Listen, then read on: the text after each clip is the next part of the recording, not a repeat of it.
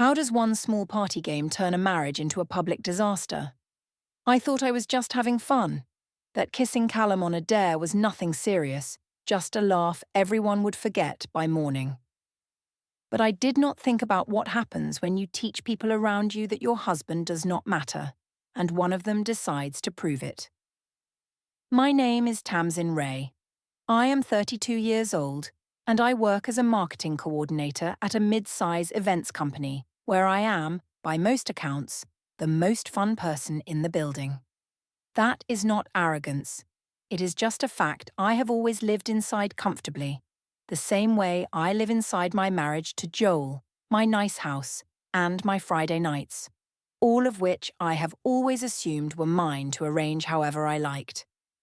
Joel is 35, careful, loyal, and occasionally too quiet for my taste, but I have never found that a serious problem because I am loud enough for both of us.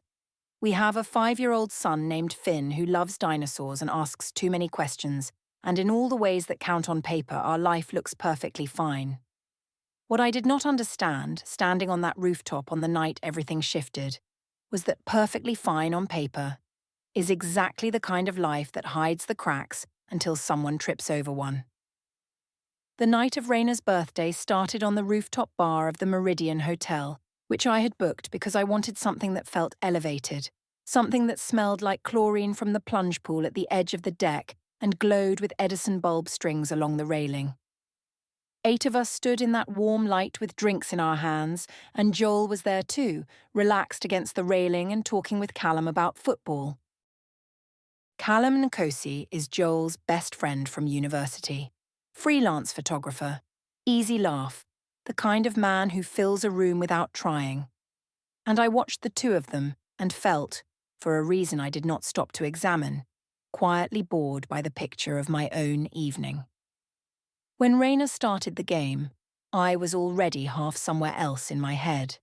She spun a small decorative bottle on the low table between us, and when the bottle landed on me, she dared me to kiss the person sitting directly to my left. That person was Callum. I did not hesitate.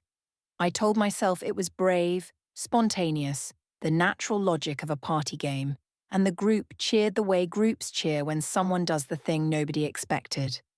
I looked up, still smiling, and found Joel watching from the edge of the circle with an expression I could not quite name. Not anger, not tears, but something quieter and harder to dismiss, like a door closing very slowly in a room you thought you owned. He did not make a scene on the rooftop.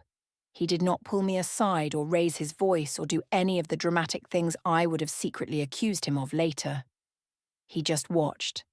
And then, the evening moved on, and I told myself his silence was acceptance.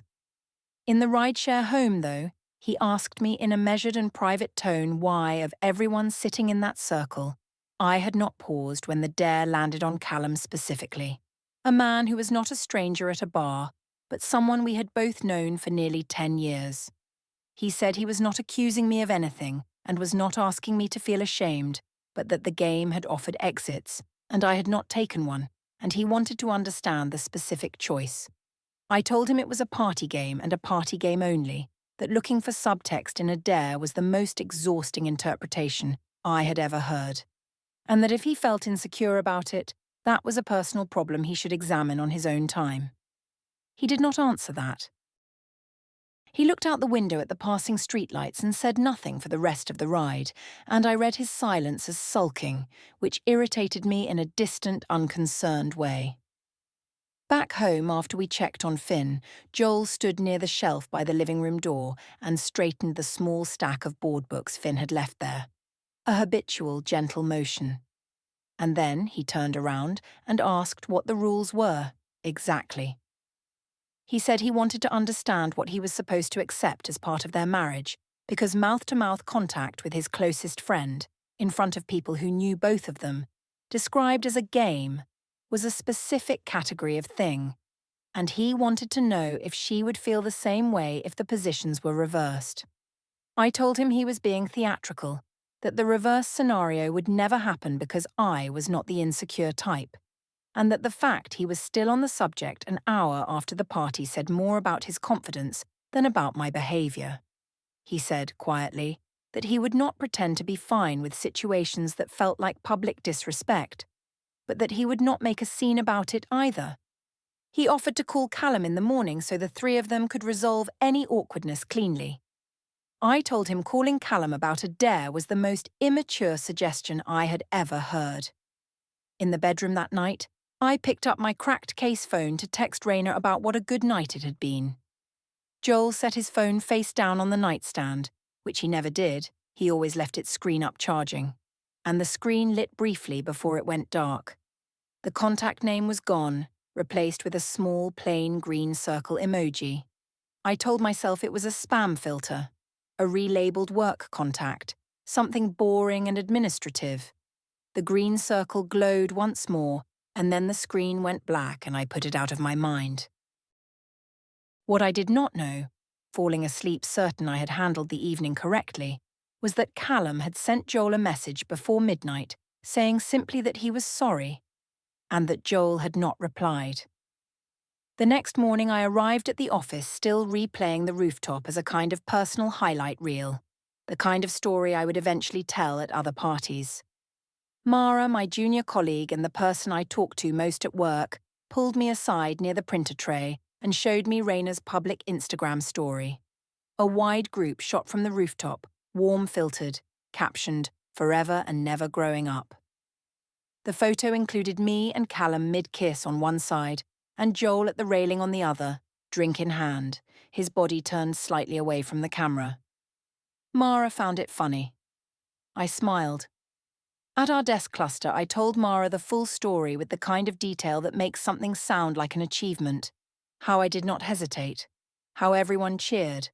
How Joel's expression was priceless. I was not whispering. A senior colleague named Nwosu, who sat in on the same quarterly meetings as Joel's logistics team, passed by the copier and slowed down near it a half-step longer than necessary. At the cafe that afternoon, Raina was warm and easy the way she usually was, but she asked one real question in between the coffee and the laughter. She asked if Joel had said much. I said he had made it weird and that I had handled it. Raina nodded, but she stirred her coffee without drinking it for a long moment, and I did not register the pause as anything meaningful.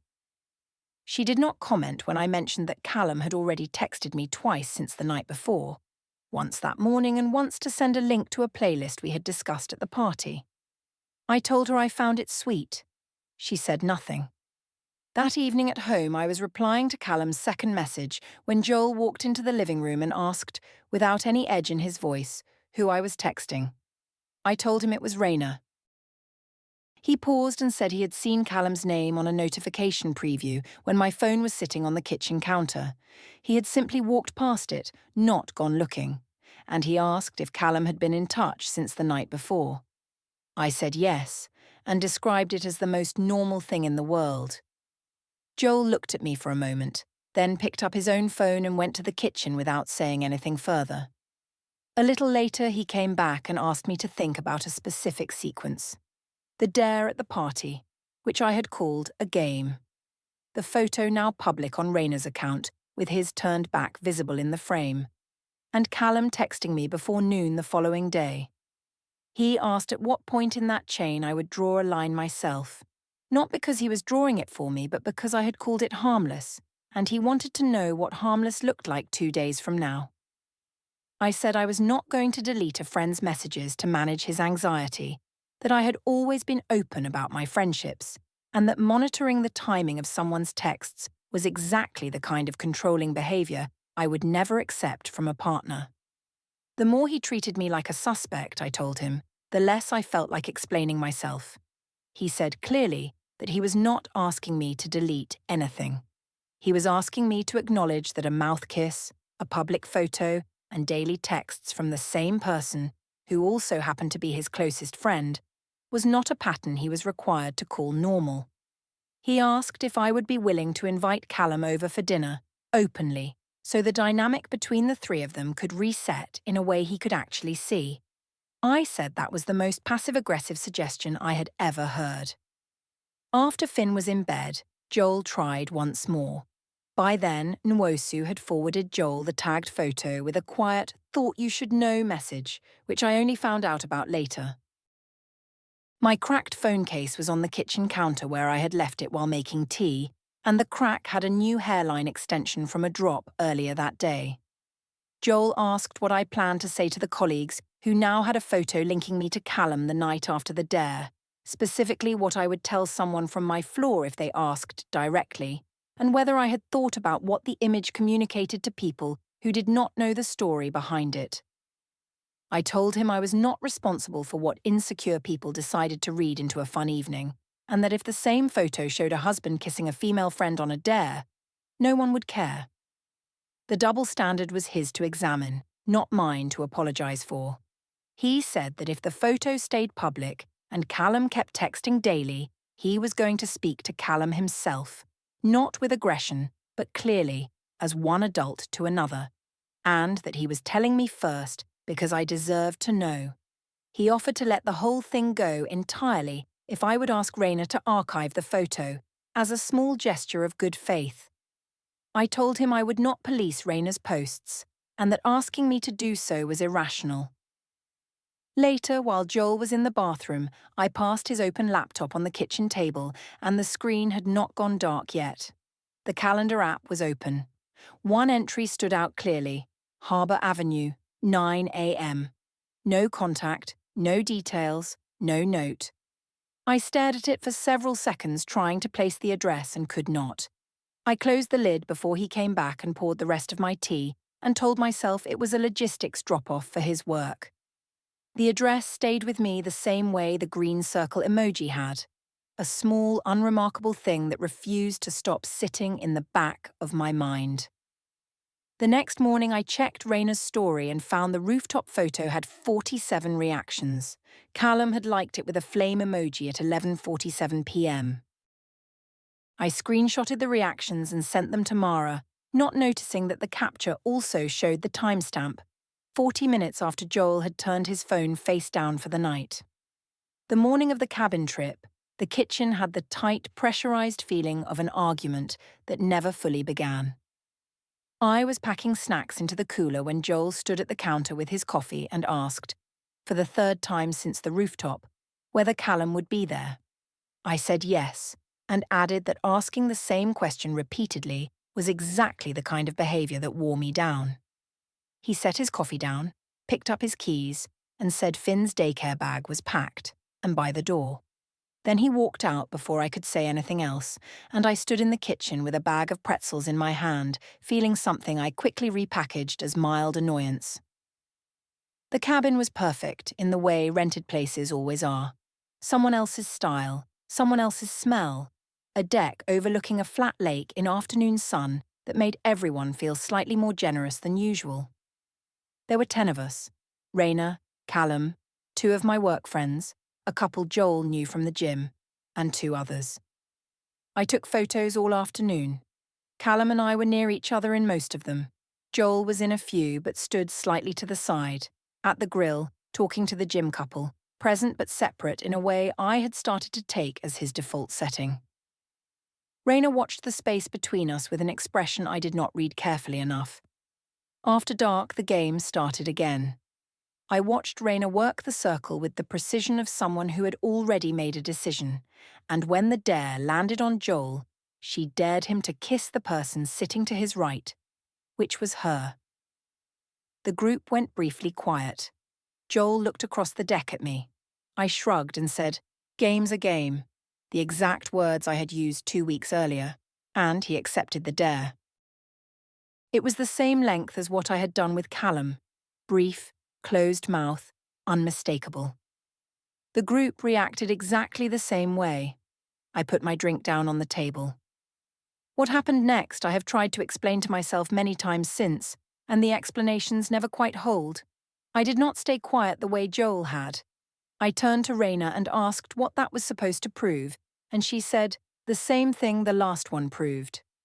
The group shifted and the warmth drained out of the deck in about 3 seconds. I turned to Joel and told him, in front of everyone, that kissing my best friend in public was a different thing entirely and that he knew exactly what he had done.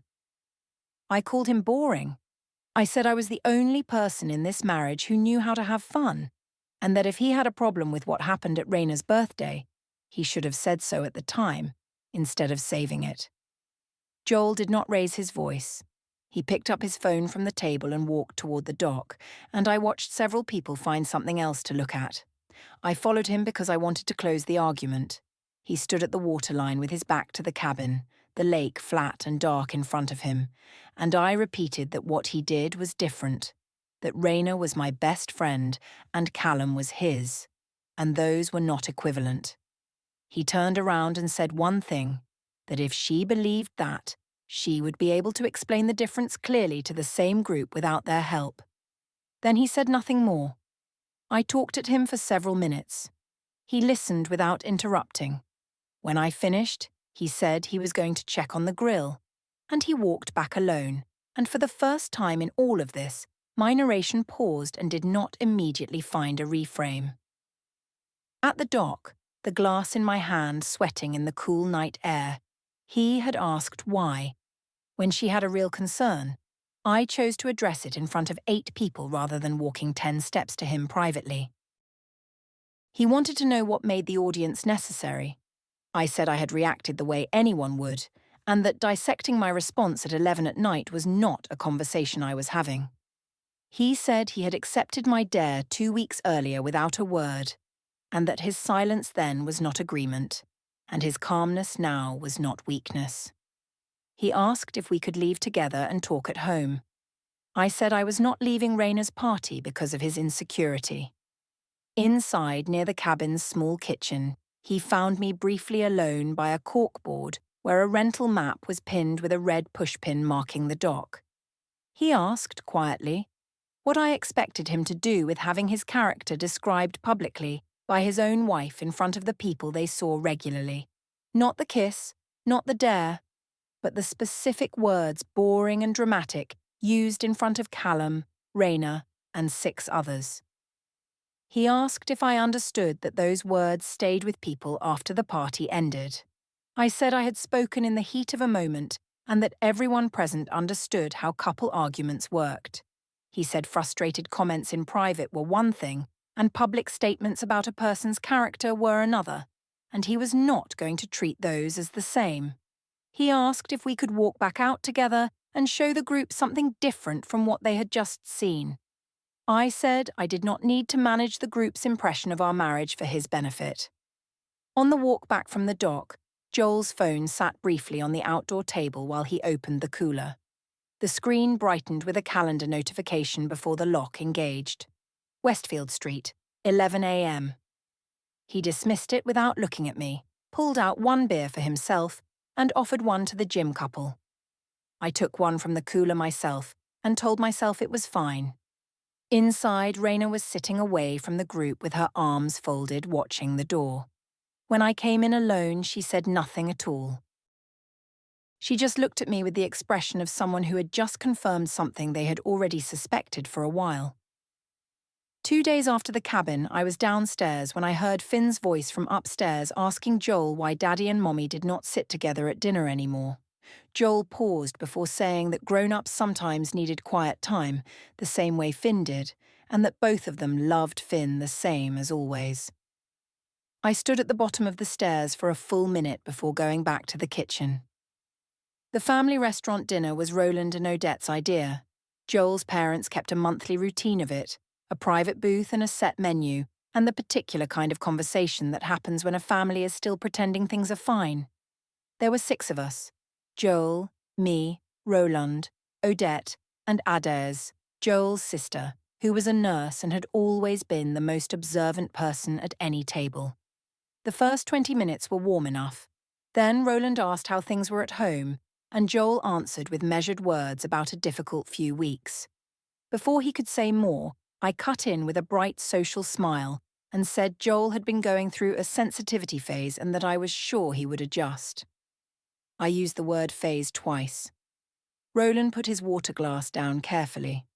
Odette looked at the tablecloth. Adès, who had been watching me for the last 10 minutes with a stillness I had not noticed until then, said nothing, and did not offer the small laugh she usually offered when I made that kind of comment.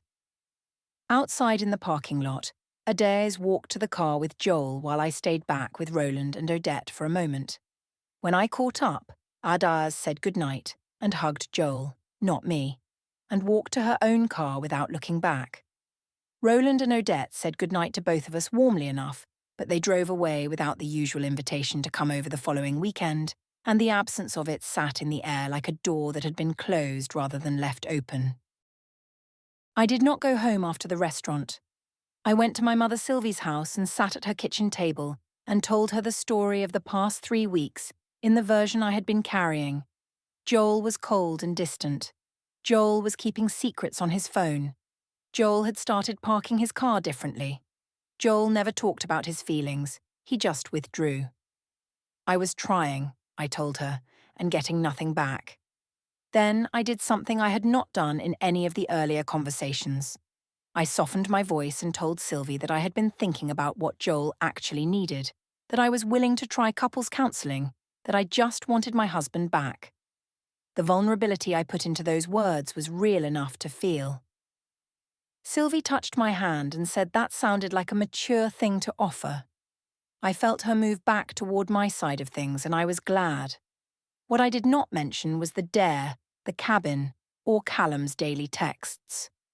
I also had no intention of raising counselling with Joel. Sylvie called Adaise that same evening to ask how Joel was doing, and Adaise told her what she had observed at the restaurant. Sylvie went quiet on the phone and did not call me back that night. My strategic vulnerability had connected 2 people I had kept in separate camps. The morning after the restaurant, Joel came downstairs before me and had Finn's school bag organised by the door, dinosaur lunchbox packed and sitting on top of a neatly folded permission slip. His coat and keys were on a separate hook from the family hooks, which they had never been before. When I came down, he asked, in his careful way, what I would like him to say to Finn if Finn asked about the dinner conversation. He said Finn was 5 and already picking up patterns, and that being described as going through a phase in front of his own parents was the kind of thing that required him to sit with Finn afterward and undo. He asked what story I wanted our son to carry about his father. I said I had made a mild comment at a dinner table, and that his parents were adults who could contextualize a single sentence, and that most people I knew thought I was being remarkably patient, and that he was lucky I had not described the cabin situation at that same table. He said using Finn's well-being as pressure in an argument was something he would not accept, and that if she had concerns about his parenting, she was welcome to say them clearly rather than communicating them through social occasions. He asked calmly, for the 3rd time, whether she would try 1 session of couples counselling.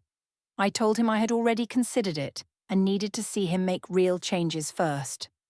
2 evenings later, he found me at my vanity, the same rooftop perfume filling the room. He recognised it, I could tell. He asked whether I had noticed people closest to both of them pulling back, not because he had told them anything, but because they had witnessed the cabin, the restaurant, the group chats. He asked what I made of Adaise's goodbye in that parking lot. I said Adaise was his sister, and had always been his sister first. He said he had not spoken to her about anything specific, and that her choice based solely on what she observed was worth sitting with. He asked if I would visit his parents that weekend to repair the distance from the restaurant. I said I had plans with Mara. At Sylvie's house that evening, I opened my phone to show her the rooftop photo and found it gone from Raina's profile. Archived. No message, no warning. I texted Raina asking why she had taken it down, and after 10 minutes, she replied with 2 words. Felt right. I typed 3 different responses and deleted all of them, and sent a thumbs-up emoji instead, then put my phone face down on Sylvie's table. Driving home later, I turned onto our street and saw Joel's car in the driveway nosed outward, angled toward the road, not backed in the usual way against the garage. I parked behind it and sat in my car for a minute looking at the angle of his. It was a small thing. It was just how someone had parked. But I had never seen him park that way before. 3 days after the restaurant, Finn was at daycare and the house was quiet. I passed the home office door slightly open.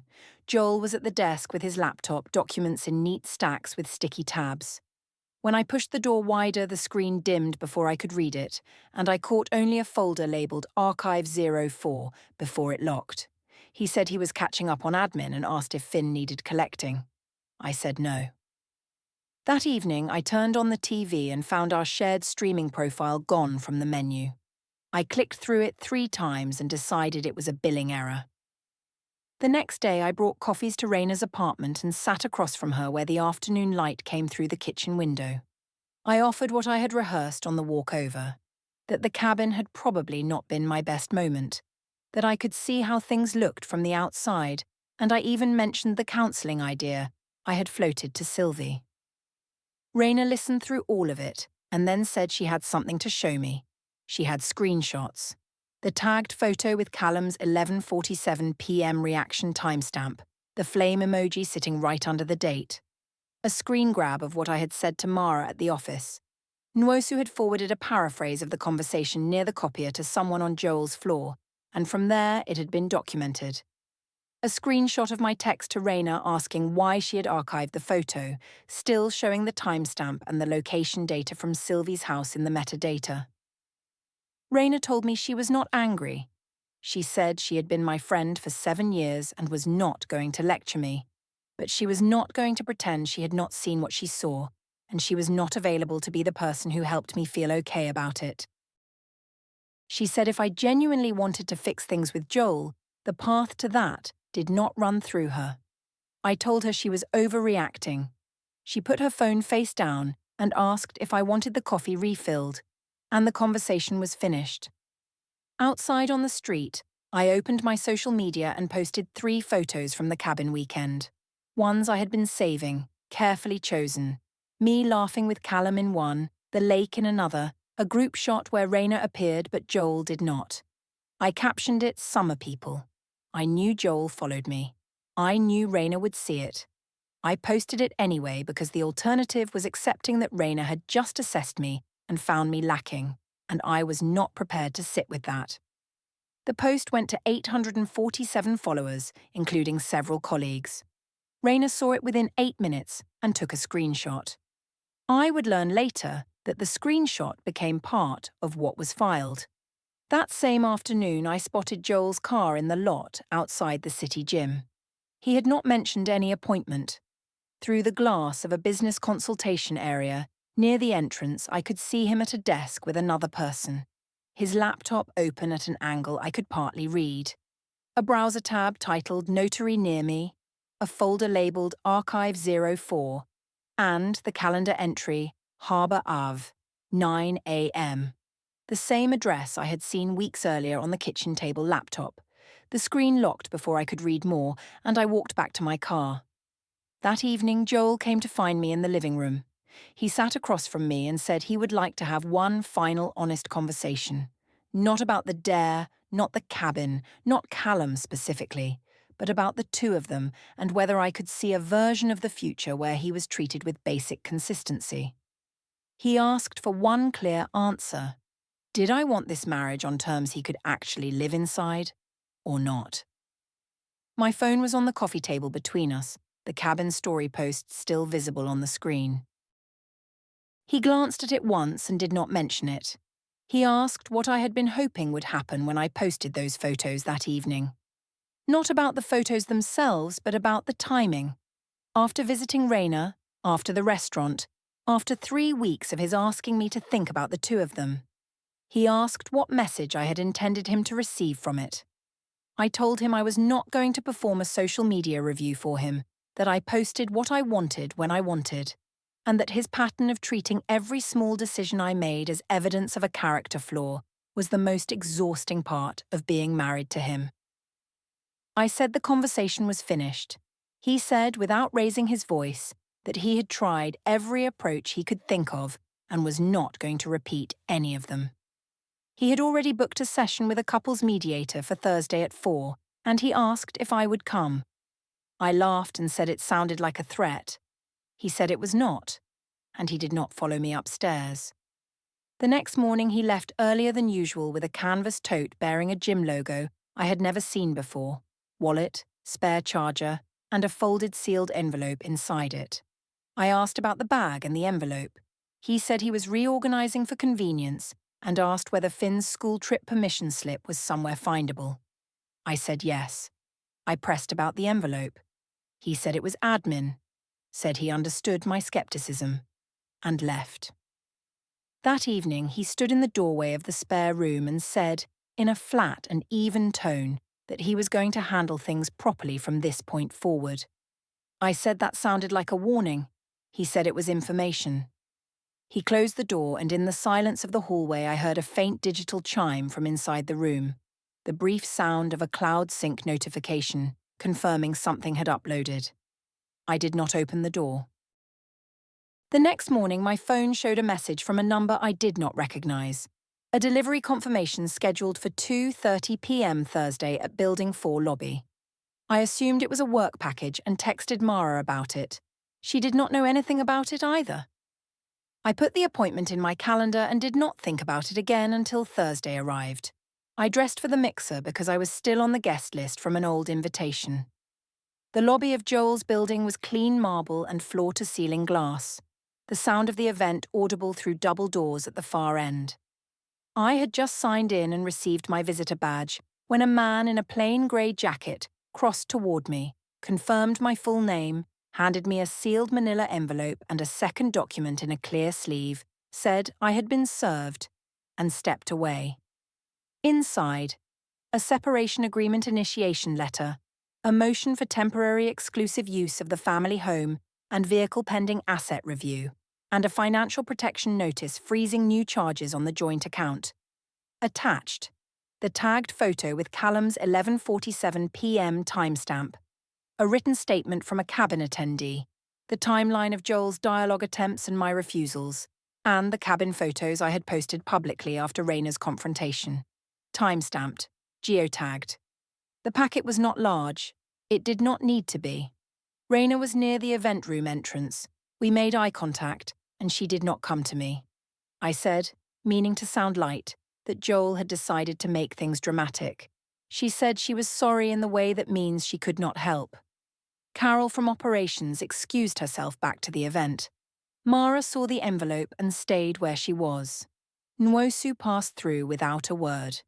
Joel was not there, and that was intentional. What I had believed was power, public approval, the assumption that Joel's calm was passivity, was not a structure. He collected facts while I performed for rooms. The document in my hand had been built from patience, and patience was the thing that converted into consequence. The game I had been playing had no paperwork. His did. The joint account was frozen the next morning and her card declined at the cafe. The cabin story expired and no one reposted it. Callum sent a question mark, received 4 paragraphs, and went silent. She drafted Joel a long text a week later. He replied that same day, dates documented, logistics through the process. Finn would be fine because both of them would make sure. No cruelty, no entry point. She came home to find half the coat rack empty. Finn asked where Daddy's coat was. She said it was at Daddy's new place and they would visit soon. He nodded and went back to his dinosaurs. She stood at the front doorstep looking at the driveway where his car used to park, nose toward the road, facing the exit, already gone.